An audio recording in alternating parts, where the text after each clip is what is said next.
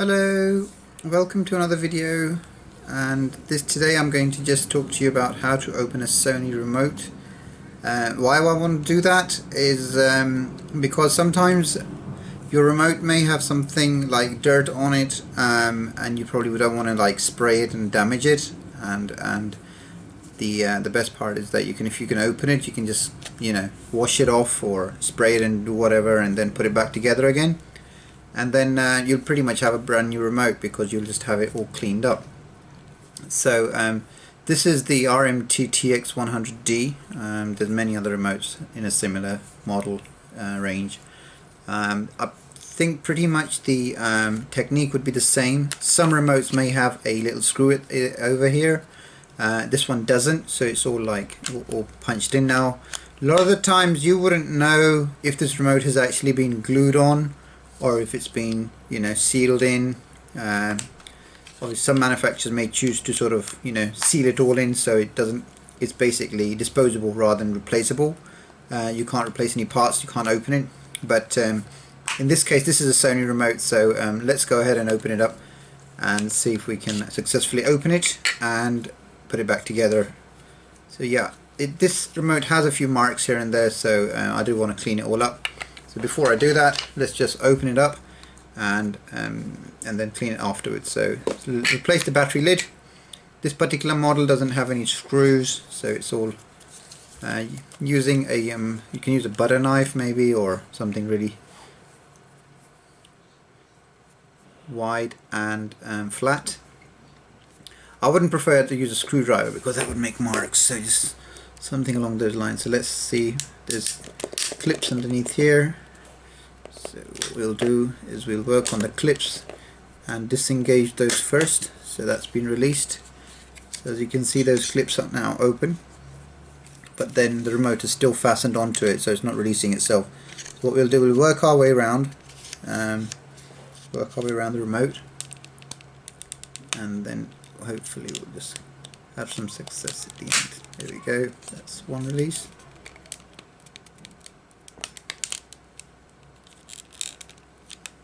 And do the same on the other side. And then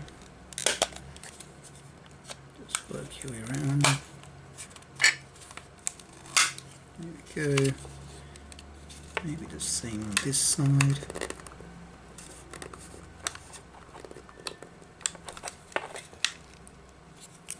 What we'll do is we're going to make it. Here we go.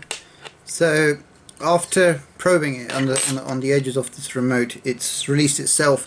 Luckily there's clips. Nothing has snapped off or broken off, as we can see. Simple. It's just a rubber buttons, and it seems pretty dirty, to be honest, so I'm going to just go ahead and clean this. And it's got these buttons on it, so yeah, what we'll do, we'll keep that aside, and this piece here is now come loose, so that's all the dirt. So I'm going to wash this actually with water and come back. And this piece here is just a PCB. We can just comes off. What we don't want to do, we don't want to wash this, we just want to keep this as it is, so we don't want to touch this. This piece is alright. If this is very dirty of yours, you can wash this as well, doesn't matter. There is a spring in here. If you want to choose to remove it, just pull it out and it just comes off. In this instance there is no electrical parts, and this piece is just a piece of plastic now. Same here, this is just a piece of plastic now. So you can go ahead and wash this with water and soap or whatever, and dry it all out. Make sure there's absolutely spotless with water, no water at all. As far as the rubber is concerned, I wouldn't want to wash this. I would just take a wet tissue and just use some what should I say, antibacterial wipes maybe, or antibacterial spray. Just clean it up with a tissue basically. I guess you can wash it if you want, it doesn't really do any harm. But I'm just thinking, should I wash it, should I not? because I know it does have, we shouldn't use any abrasive materials on this, so no, I wouldn't want to wash this because it does have the buttons have a slight coating on it which allows it to touch the PCB, so you don't want to get in touch with any water or anything, so let's just keep that aside. I'll just turn back on the video in a minute once I have come back after washing it, so be with you in a sec. Thanks. Hello, welcome back. What we have done now is I've just taken this and the lid and just pretty much soaked it in fairy and cleaned it all up, wiped it with a tissue and make sure that it's all dry. Now it's all dry and nice and clean. Just going to put the number pad as well. We used a multi-surface cleaner with the number pads on the top with the cloth. Put the numbers back in. There we go. And we're going to put the spring back in. Okay, where are we going with this? Go, there we go. Battery springs back in. And pad back in. Let's put the, of course, how can I forget this? It'll just rest by itself, you can't really go wrong with that. Only goes one way. Keep turning it and eventually it will fit in. And is it this way? I think it is this way. Here we go. Keep turning and yeah, there we go. And it goes in one way. So that's all in place. Put the board back on. Make sure that the springs have come in, because what happens is that the spring may not fit in.